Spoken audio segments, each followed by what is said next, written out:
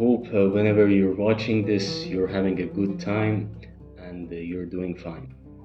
Today, I would like to discuss with you a topic on how I find authentic narrations uh, that are either found in Arabic, even English, Italian, and even all other languages out there. Because the process is the same. I mean, it should be the same. Now, I should start off by saying the very first step is acknowledging that you don't have many information on this particular field because, for whatever reason, we weren't interested in it from the beginning of our life, So there is no reason to think that you should have an answer right now. So basically, you need to acknowledge that there are scholars out there. So it's always best to start getting a consensus and getting an idea, reasoning, and in most cases, the most important thing you need to look for is what they are referring to. I mean, as an example, I'm doing research into Shiism because of my curiosity and for example, the very first thing I did was let's have an idea of what these different scholars are saying about it. So some scholars, they have these days they have YouTube channels, they have their own websites, and there are a lot of I guess you could say open source materials out there for anyone to study. So in this regard, we're living even most importantly the general topics, because that's actually it could be used as a good measure to somehow differentiate between the scholars you would end up agreeing, or the scholars that you would say, okay, you have your points, but I just don't agree with it. So that's very important. That's the first step. And then once you do that, you again, I mean, in a way, I guess it's a human trait to always be in doubt. So to further try to have an idea yourself on the validity of those narrations, you always need to hear what that scholar is referring to. Well, in this example, Shiism is all based on referring back to a source or an authority of knowledge.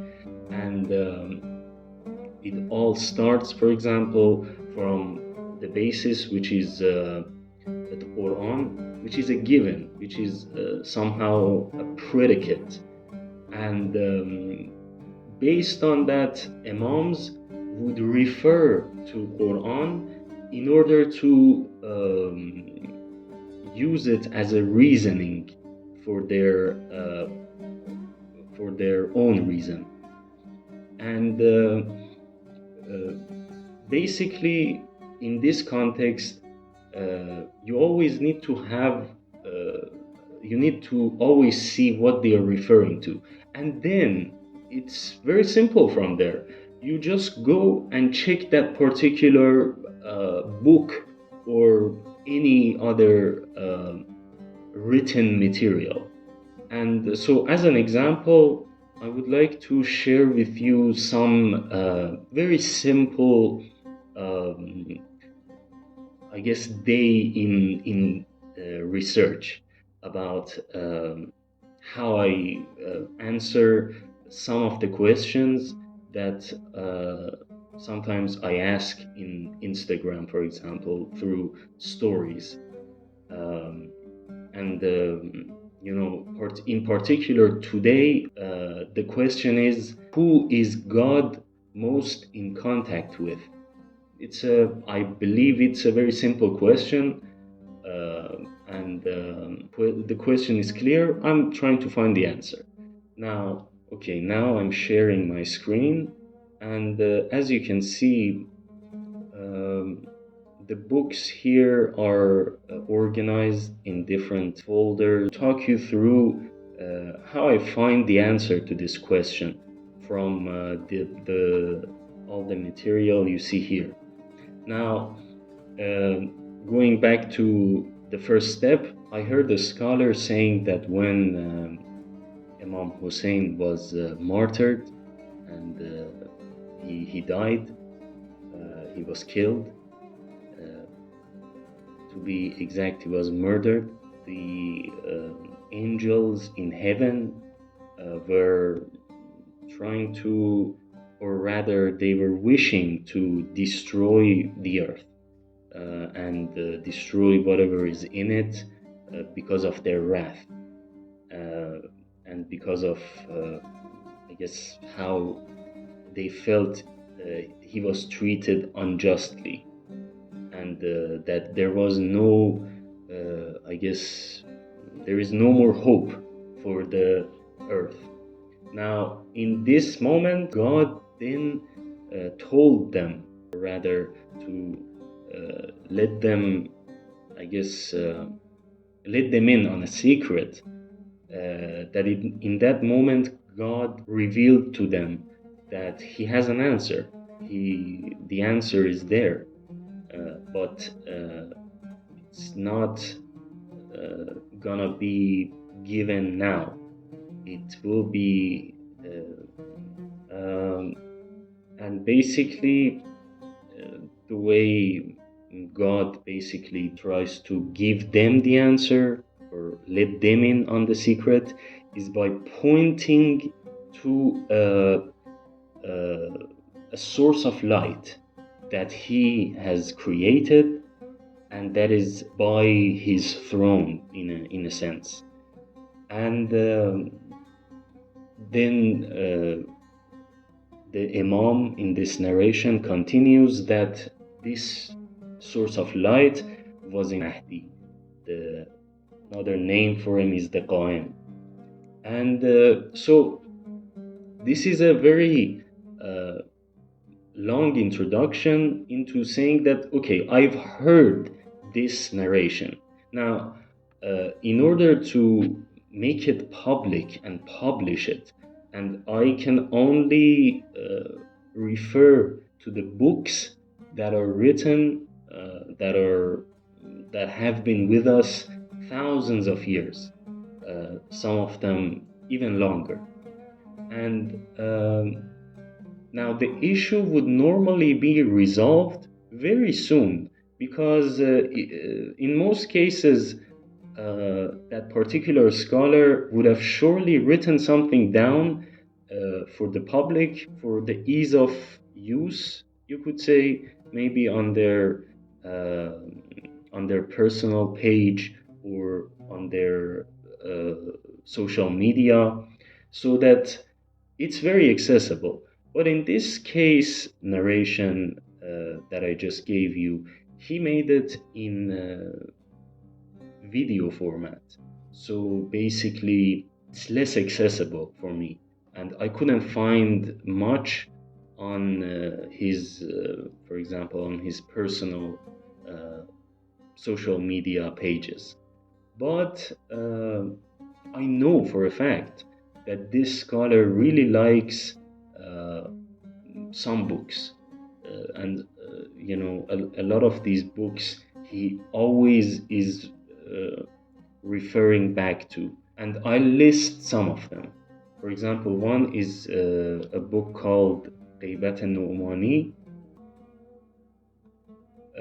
It's written by a scholar who lived the 10th century AC or AD. Another good scholar is Sheikh Saduq, who also lived in 10th century AD. And he has written a lot of books that have been preserved and translated into mainly Farsi. Now, this scholar, for example, has written a book called Al-Amali, which is a collection of written and evidential claims and narrations that are mainly attributed to Imam Sadiq. And he also has another book called Kamaluddin wa Tamamun Ni'ma, which also has a collection of narrations he had at his time. So he spent a lot of time and research on this book, this Kamaluddin wa Tamamun Ni'ma, and he has also written several other books. But this is also one of the scholars that this particular modern scholar likes and prefers. And we also have, of course, we can't go on without mentioning the Kutub Arba'eh, which is basically a selection of books, a selection of 4 books that every, I guess 99% of Shias, they agree that these are preserved, these are authentic. The first one is Al-Istibsar, which is loosely translated into clairvoyance.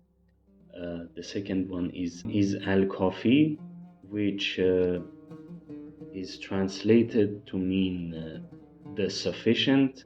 The third one is Tahsibul Ahkam, which is literally translated to mean refining the rules. Then the fourth one is Man La Yahzurul Faqih, which is literally translated who is not attended by the jurist. Now, of course, Faqih doesn't necessarily have the same exact meaning as jurist, but I digress. I should, in principle, start looking in this directory, this Kutub Arba'eh directory, because, well, as I pointed out, these are the collection of books that a vast majority of Shias believe in. So I should really have a better method of parsing these large amounts of texts. Thankfully, we're living in a day where technology is found everywhere, and most certainly there is a website that has a collection of books already written in text form, in searchable text format.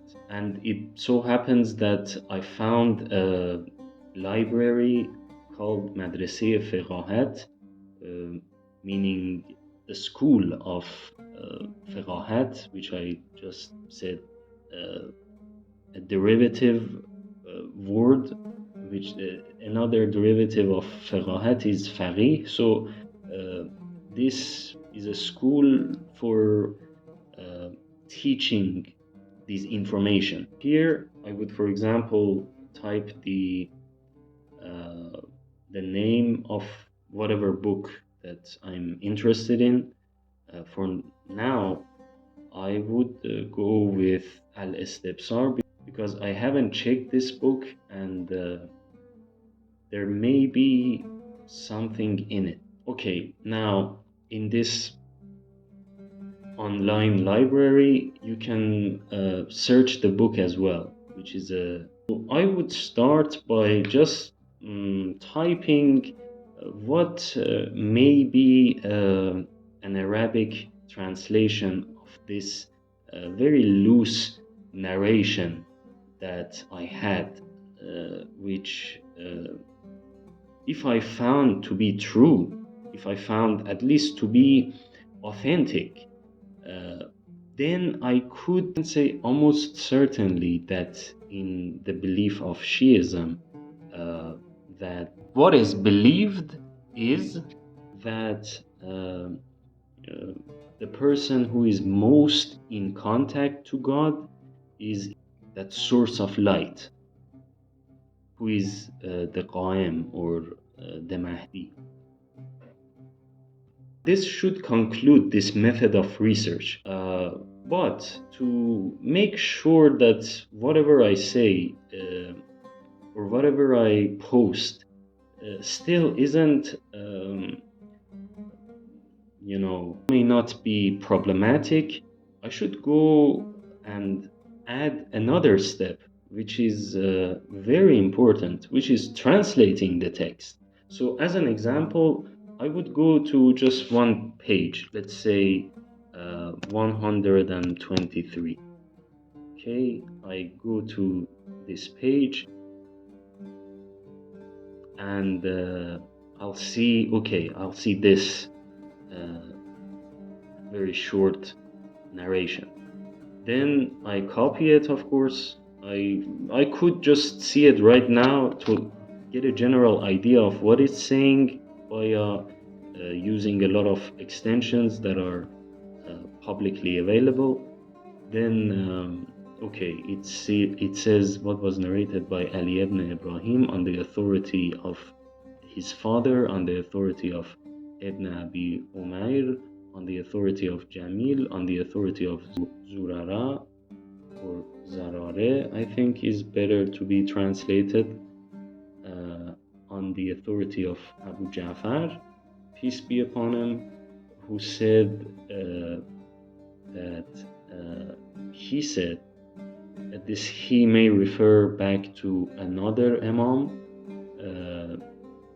he who is in a state of impurity is what water has flowed from his body. Okay, this is very clear that this translation is it doesn't make any sense. So you would also need to go one step further and find its official translation. That is, of course, if you don't already know the language. Have also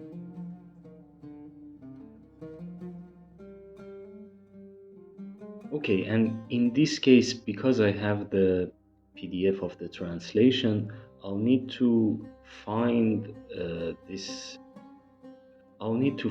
section of the book, and the 1, 2, 3 here may not correspond to that exact page on the PDF that I have. So it's better to see what part or bob of the book this may be situated in, and it's actually written here. It's on the 74th bob of this book, and I'll need to go and search that on the PDF to get the official translation of the book. This approach is the best one in case you don't know the language. But in case there isn't any translation, well, we have a lot of other sources to translate the text better. As an example, I just refer to the famous online translator, Google Translate. Then remove all the parts that aren't related to the meat of the matter. In some cases, we're lucky and we can get an idea of what this text is trying to convey.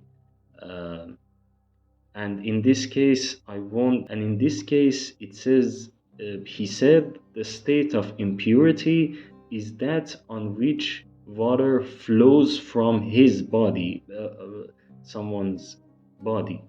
whether small or large, then it is permissible. Now, in case you want to know more about a particular word or expression, the best solution is to refer to lexicon dictionaries.